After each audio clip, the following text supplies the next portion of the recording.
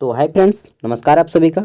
और चलिए हम लोग बात करते हैं कोल्हान यूनिवर्सिटी चाईबासा सेमेस्टर 3 में आप लोगों का एग्ज़ाम होने वाला है हिस्ट्री माइनर पेपर। ठीक है, तो इसके मैं आपको टोटल 12 इंपॉर्टेंट क्वेश्चन दे रहा हूँ।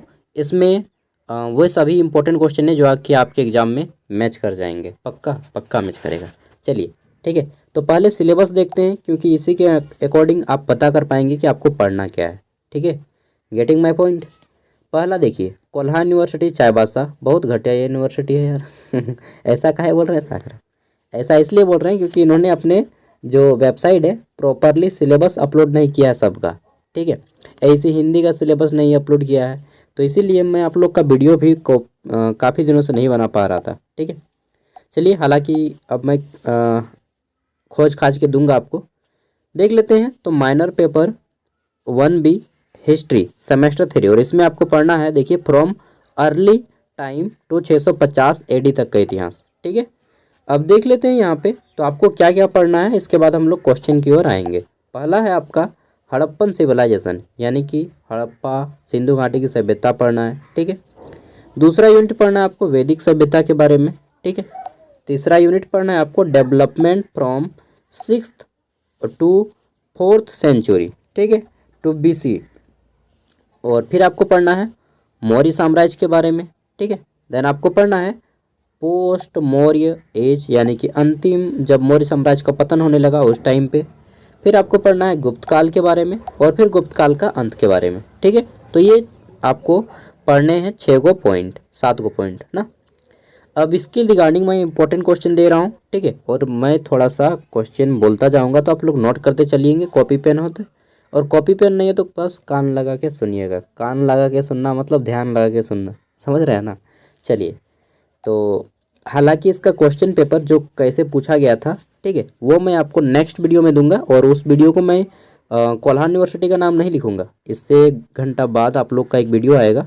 ठीक है, हो सकता है आप लोग वीडियो देख रहे होंगे पिछले साल, तो माइनर पेपर हिस्ट्री लिखा होगा 650 तक का इतिहास। ठीक है, यूट्यूब में सर्च मारिएगा ज्ञान सागर हिस्ट्री माइनर पेपर 650 तक का इतिहास, तो आ जाएगा। ठीक है, क्योंकि ये जो पेपर है ना आप लोग का सेमेस्टर 3 में, ये रांची यूनिवर्सिटी में सेमेस्टर 1 में है, SKMU उसमें सेमेस्टर 1 में है, BBMKU में सेमेस्टर 1 में है, BBU में सेमेस्टर 1 में है। ठीक है, NPU में सेमेस्टर 1 में है। बस आप लोग का सेमेस्टर 3 में कर दिया गया है। समझ रहे हैं ना, अलग अलग यूनिवर्सिटी का अलग अलग टाइम पे रहता है। चलिए, तो देखते हैं क्वेश्चन। पहला क्वेश्चन है, सभी में यहाँ पे 15 मार्क्स वाले क्वेश्चन है, और 5 मार्क्स वाले 1 मार्क्स वालों का ऑब्जेक्टिव लास्ट में करवा दूंगा। ठीक है, पहला क्वेश्चन है, हड़प्पा सभ्यता की खोज एवं प्रमुख स्थलों के बारे में संक्षिप्त में आपको टिप्पणी लिखना है। जो लोग इंग्लिश में कंफर्टेबल होंगे वो लोग इंग्लिश में नोट कीजिएगा कि write a short note about the discovery and major sites of Harappan civilisation. देखिए, हड़प्पा सभ्यता में बहुत सारे स्थल मिले हैं, जैसे महान स्नानागार मिला। ठीक है, कहाँ से मिला है? मोहनजोदड़ो में। ठीक है, गोदीवाड़ा का साक्ष्य मिला है, उसके बाद आपका हल मिला है, कांस्य नर्तकी की मूर्ति मिली है। तो ये सभी कहाँ से मिले हैं, कब मिले हैं, इसको आपको डिटेल में लिखना है। ठीक है, क्वेश्चन नंबर 2 है हमारा, वैदिक काल की सामाजिक, धार्मिक, राजनीतिक तथा आर्थिक स्थिति का वर्णन करना है कि जब वैदिक काल था उस टाइम पे लोग कैसे जीवन जीते थे, किस भगवान की पूजा करते थे। ठीक है, राजनीतिक प्रणाली कैसा थे, उनके पंचायत बैठता था ना, क्या होता था। ठीक है, आर्थिक यानी कि क्या वो व्यापार करते थे, ना पशुपालन करते थे, ना खेती करते थे, क्या करते थे, ये सारी चीज़ें आपको लिखनी है। ठीक है, तो वैदिक काल में लोग मैक्सिमम गाय को पालते थे। ठीक है, राजनीतिक प्रणाली में अपना पंच वगैरह जैसा बैठाते थे। ठीक है, और उसके बाद आर्थिक स्थिति मैंने बता दिया, पशुपालन, और कुछ कुछ कृषि भी क्या करते थे। ठीक है, धर्म की बात करें तो इंद्र, वरुण, इन सभी देवताओं की पूजा किया करते थे। नेक्स्ट है हमारा यहाँ पे, जैन धर्म तथा बौद्ध धर्म का उदय किस प्रकार हुआ तथा इसके पतन के क्या कारण थे। पतन मतलब हवाई पतन, जो गुड्डी उड़ाते हैं वो वाला नहीं।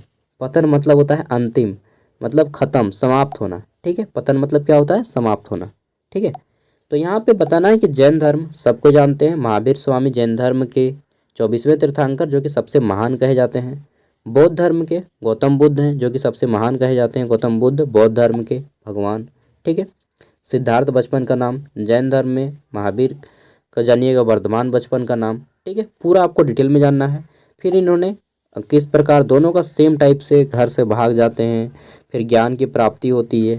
ठीक है, इनको ज्ञान की प्राप्ति होती है बोध गया में। ठीक है, बोधि वृक्ष के नीचे, पीपल का वृक्ष है उसी को बोध गया बोधि वृक्ष, जो कि बिहार में है। ठीक है, हालांकि गया जाइएगा तो बच के, नहीं तो पॉकेट मार लेगा। ठीक है, तो आपको बताना है इन सब के बारे में। फिर जैन धर्म भी दो भागों में बढ़ जाता है लास्ट में, एक श्वेतांबर एक दिगंबर। और बौद्ध धर्म दो भागों में बढ़ जाता है, हीनयान और महायान। इस तरह से आपको बताना है। ठीक है, अगला है हमारा यहाँ पे मौर्य साम्राज्य की स्थापना, प्रशासन का विकास को बताना है कि मौर्य साम्राज्य की स्थापना किसने किया। ठीक है, फिर इसका विकास कैसे किया। तो सबको जानते हैं कि मौर्य वंश की स्थापना कौन, चंद्रगुप्त मौर्य ने किया है। किसकी सहायता से, चाणक्य की सहायता से। ठीक है, और चंद्रगुप्त मौर्य चाणक्य की सहायता से नंद वंश के अंतिम सम्राट धनानंद, जिसने चाणक्य का चोटी पकड़ के बाहर कर दिया था, वही धनानंद जो कि नंद वंश का राजा था। ठीक है, नंद वंश के अंतिम राजा धनानंद को समाप्त कर दिया और फिर मौर्य साम्राज्य की स्थापना की। मैं केवल आपको हेडिंग ठो माइंड ठो में दे दे रहा हूँ। ठीक है, ताकि आप लोग डिटेल में पढ़ लीजिएगा। अगला है अशोक का धम्म क्या था तथा इसके प्रमुख विशेषताएं कौन से थे, बताइए। What was Ashoka's dhamma and what were its mains feature. देखिए, मैं सिंपल सा बता देता हूँ। अशोक बौद्ध धर्म मानता था। ठीक है, किसका बेटा था, तो अशोक बिंदुसार का बेटा था। अब बोलिएगा बिंदुसार किसका था, हमको नहीं जानते बिंदुसार को। तो देखिए, चंद्रगुप्त मौर्य को जानते हैं ना, चंद्रगुप्त मौर्य। तो ये चंद्रगुप्त मौर्य जो है, इसका बेटा हुआ कौन, इसका बेटा हो गया आपका क्या नाम है यार इसका, हाँ बिंदुसार। बिंदुसार, बिंदु याद रखिएगा, बिंदु और फिर सार। ठीक है, सार एक गाली होता है झारखंड में। भाग सार बोलते हैं ना हम लोग। तो ये हो गया चंद्रगुप्त मौर्य, इसका हुआ बेटा हुआ बिंदुसार। बिंदुसार का बेटा होता है अशोक, अशोक मौर्य। ठीक है, जो कि महान सम्राट बना अशोक, और इसी देश के नाम पे हम लोग का जो राष्ट्र चिन्ह है अशोक चक्र, इसी के नाम पे रखा गया है। ठीक है, तो ये जो है चंद्रगुप्त मौर्य, इसका बेटा हुआ बिंदुसार, बिंदुसार का बेटा होता है अशोक। समझ रहे हैं ना बात को। हाँ, तो यही अशोक ने लास्ट में बौद्ध धर्म अपनाया, कलिंग का युद्ध लड़ा, बहुत लोगों की जानें गईं कलिंग का युद्ध में। कलिंग अभी का उड़ीसा है। ठीक है, इसी को केवल जीत नहीं पाया था, नहीं तो पूरे भारत को जीत लिया था अशोक। लास्ट में इसको भी जीत लिया कलिंग के युद्ध के बाद, उसमें बहुत से लोगों की जान गई। अशोक का हृदय पिघल गया और इन्होंने बौद्ध धर्म को अपना लिया। उसके बाद इन्होंने एक धम्म नाम की संस्था बनाई। ठीक है, या फिर हम लोग बोल सकते हैं कि एक बनाया। ठीक है, और इसमें सभी धर्मों को समान दर्जा दिया गया, इसे ही अशोक का धम्म कहा गया। फिर इसके प्रचार के लिए विभिन्न लोगों को विभिन्न विभिन्न देश भेजा गया। इसलिए देखिए, आज पूरा का पूरा चीन धर्म पूरा का पूरा चाइना देश बौद्ध धर्म मान रहा है। ठीक है, श्रीलंका में बौद्ध धर्म है। अशोक ने बहुत प्रचार किया था बौद्ध धर्म का। ठीक है, इन सब के बारे में लिखना है, और नहीं लिखिएगा तो फिर सुन के भी बहुत सारी चीज़ें हमसे याद हो जाएंगी। ठीक है, मैं पढ़ाता नहीं हूँ, कहानी सुनाता हूँ। ठीक है, चलिए हंसी मजाक में। अगला है संगम युगीन कला साहित्य एवं समाज पर प्रकाश डाले। अब बोलिएगा संगम युगीन क्या है। देखिए, संगम काल जो है ना, संस्कृत भाषा में जितने भी ग्रंथ लिखे गए, ग्रंथ मतलब किताब। ठीक है, किस भाषा में, संस्कृत। ठीक है, संस्कृत भाषा में जितने भी ग्रंथ लिखे गए, किताब लिखी गई, उस काल को संगम युग कहा जाता है। संस्कृत भाषा में लिखे गए, पढ़ा जाने लगा था, तो उस काल को संगम कहा जाता था, और संगम में लिखे गए किताबों को संगम साहित्य कहा जाता था। ठीक है, तो संगम साहित्य के बारे में बताना है कि उस समय का समाज कैसा था, इसके बारे में बताना है। और देखिए, जो आपका तमिल भाषा है ना, कहीं कहीं ये भी मिलता है कि तमिल भाषा संस्कृत से भी पुराना भाषा है, कहीं कहीं उल्लेख मिलता है ऐसा। ठीक है, तो तमिल और संस्कृत भारत के दो बहुत ज़्यादा पुराने भाषा हैं। नेक्स्ट है हमारा हर्षवर्धन के साम्राज्य विस्तार एवं प्रकाश पर वर्णन करना है आपको। प्रशासन पर। हर्षवर्धन कौन था, आपने नाम सुना है, कुंभ मेला। ठीक है, कुंभ मेला जो कि झारखंड, सॉरी यार खाली झारखंड ही बोलता है। भारत के 4 राज्यों में इसका आयोजन होता है। ठीक है, पहला एक नासिक कुंभ मेला का आयोजन, अभी बताऊंगा, पूरा सुनिए। नासिक में होता है एक, जो कि महाराष्ट्र में स्थित है। ठीक है, महाराष्ट्र। ठीक है, MR। एक होता है, नहीं MH होता है महाराष्ट्र का। फिर एक होता है MP, मध्य प्रदेश। मध्य प्रदेश का है आपका उज्जैन शहर। ठीक है, आप लोग लिख लीजिएगा, अच्छा से यहाँ पे नहीं लिखा था है। नासिक, उज्जैन, यूपी में एक जगह है इलाहाबाद, ठीक है, यहाँ पे लगता है। और एक चौथा जगह है आपका उत्तराखंड, उत्तराखंड का हरिद्वार, कहाँ पे, हरिद्वार, ठीक है। इन 4 जगहों पे जो है आपका 12 साल में एक बार लगता है क्या, कुंभ मेला। प्रत्येक 4 साल में यहाँ पे लगा, 4 साल बाद यहाँ पे, 4 साल बाद यहाँ पे, 4 साल बाद यहाँ पे, और फिर यहाँ पे आते आते 12 साल लग जाता है। मतलब प्रत्येक 4 साल के अंतराल में एक दूसरे जगह पे लगता है, और दोबारा उसी जगह पे लगने के लिए 12 साल का अंतर होता है। ये जो बनाया सिस्टम, ये हर्षवर्धन ने ही बनाया था, और पहली बार कुंभ का आयोजन हर्षवर्धन ने किया था, ठीक है। तो हर्षवर्धन के बारे में मैंने आपको एक चीज़ बता दिया, जिसके ऊपर आप कम से कम आधा पेज तो लिख ही सकते हैं, ठीक है। कुंभ के बिछड़े हुए भाई, फिल्म में अक्सर आपने सुना होगा। यही हर्षवर्धन ने बताना है कि साम्राज्य का विस्तार कैसे किया है, कहाँ तक अपने साम्राज्य को ले गया था, दक्षिण भारत तक, ठीक है। पुलकेशिन का इनके साथ संबंध क्या है, इन सब के बारे में बता देना है। 8 नंबर में है हमारा दक्षिण भारत की राजव्यवस्था, अर्थव्यवस्था तथा सामाजिक स्थिति का वर्णन करना है आपको, ठीक है। दक्षिण भारत यानी कि साउथ इंडिया में, साउथ इंडिया यानी कि आपका पूरा का पूरा मध्य प्रदेश के नीचे वाला जितना भी एरिया है, कर्नाटक, ठीक है, से लेकर के कर्नाटक और उसके नीचे जितना भी एरिया आता है, ठीक है, उड़ीसा, कर्नाटक और ये आपका तेलंगाना, इन सब के नीचे जितना भी आता है ये सभी आपका दक्षिण भारत कहलाता है, ठीक है। नेक्स्ट है हमारा यहाँ पे गुप्त साम्राज्य का उदय किस प्रकार हुआ तथा गुप्त साम्राज्य में प्रशासनिक व्यवस्था कैसी थी, ये बताना है, ठीक है। गुप्त साम्राज्य का उदय किस प्रकार होता है और उनकी प्रशासनिक व्यवस्था कैसी थी, ये बताना है। तो देखिए, गुप्त साम्राज्य जो है भारत के इतिहास का स्वर्णिम युग कहा जाता है। क्या कहा जाता है, स्वर्णिम युग, ठीक है, यानी कि गोल्डन पीरियड, गोल्डन पीरियड, स्वर्णिम युग। क्यों, क्योंकि गुप्त साम्राज्य के समय में ही भारत का सबसे ज़्यादा डेवलपमेंट हुआ था, विकास हुआ था, ठीक है। और इसके सबसे महान राजा थे समुद्रगुप्त, नाम सुने होंगे, समुद्रगुप्त, जो अक्सर बीना बजाते में बहुत रुचि रखते थे, बीना बजाते थे, ठीक है। और कई सिक्कों में समुद्रगुप्त को बीना बजाते हुए दिखाया गया है। गुप्त साम्राज्य, ठीक है। और गुप्त साम्राज्य की स्थापना किया है श्रीगुप्त ने। कौन किया है, श्रीगुप्त ने गुप्त साम्राज्य की स्थापना की।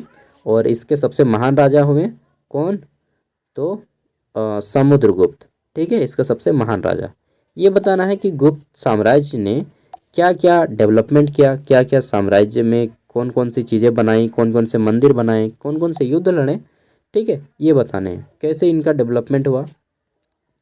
आगे देख लेते हैं। फिर आपका गुप्त काल के दौरान विज्ञान प्रौद्योगिकी में विकास कैसे हुआ, ये बताना है, ठीक है।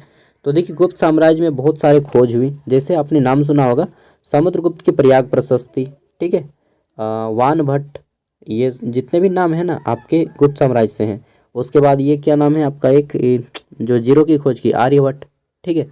महर्षि चरक, वो तो कनिष्क के टाइम में थे, बट उसी टाइम के लगभग लगभग आसपास है, ठीक है। तो बहुत सारे विद्वान गुप्त साम्राज्य से संबंधित हैं, ठीक है, ये बताना है आपको। आगे देख लेते हैं यहाँ पे हमारा। और हाँ, जब आपको बात आए विज्ञान की और प्रौद्योगिकी की, तो बता देना है कि गुप्त साम्राज्य के दौरान किस किस भाषा के लिए क्या क्या प्रबंधन किया गया, ठीक है। नेक्स्ट है हमारा यहाँ पे पाषाण काल किसे कहते हैं, पूरा पाषाण, मध्य पाषाण और नवपाषाण काल का वर्णन करना है। प्राचीन काल में महाजनपद कितने थे और मगध महाजन का विशेष आपको उल्लेख करना है, ठीक है। मगध, यही वह एरिया है जहाँ पे वर्तमान झारखंड और बिहार स्थित है। मगध सबसे बड़ा महाजनपद था प्राचीन काल में, ठीक है। और यहीं के राजा थे अशोक, चंद्रगुप्त मौर्य और बिंदुसार, तीनों यहीं के राजा थे। और आपने नाम सुना है जरासंध, जो कृष्ण ने उनका क्या बोले थे यार, कृष्ण के साथ बहुत युद्ध हुआ था जरासंध का, ठीक है। और बहुत घमंडी इंसान था जरासंध, ठीक है। तो प्राचीन काल में महाजन पदों की संख्या कितनी थी, 16, ठीक है। कितनी संख्या थी, 16।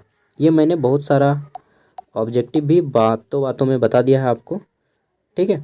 तो चलिए, अब हम आपको नेक्स्ट वीडियो डालेंगे, वो डालेंगे हम ये नहीं लिखेंगे उसमें कोल्हान यूनिवर्सिटी, बस केवल उसमें लिखेंगे क्वेश्चन पेपर वाला में कि minor paper history of India 650 तक का, ठीक है, ताकि आपके साथ ही अदर यूनिवर्सिटी बच्चे भी देख पाएंगे, ठीक है।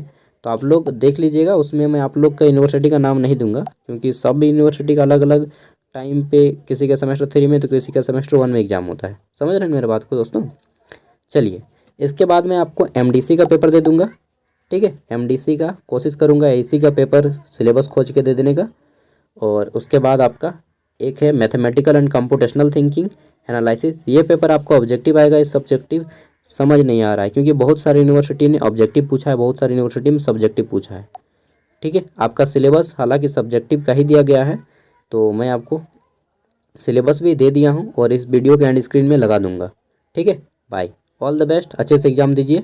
और क्वेश्चन पेपर वाला वीडियो देख लीजिएगा कि क्वेश्चन के पेपर किस टाइप से आते हैं। ठीक है, हालांकि यहाँ पे जितने क्वेश्चन हैं इन सभी को भी सॉल्व कर लीजिएगा, और PDF वीडियो का डिस्क्रिप्शन में आपको दे दिया जा रहा है। ठीक है।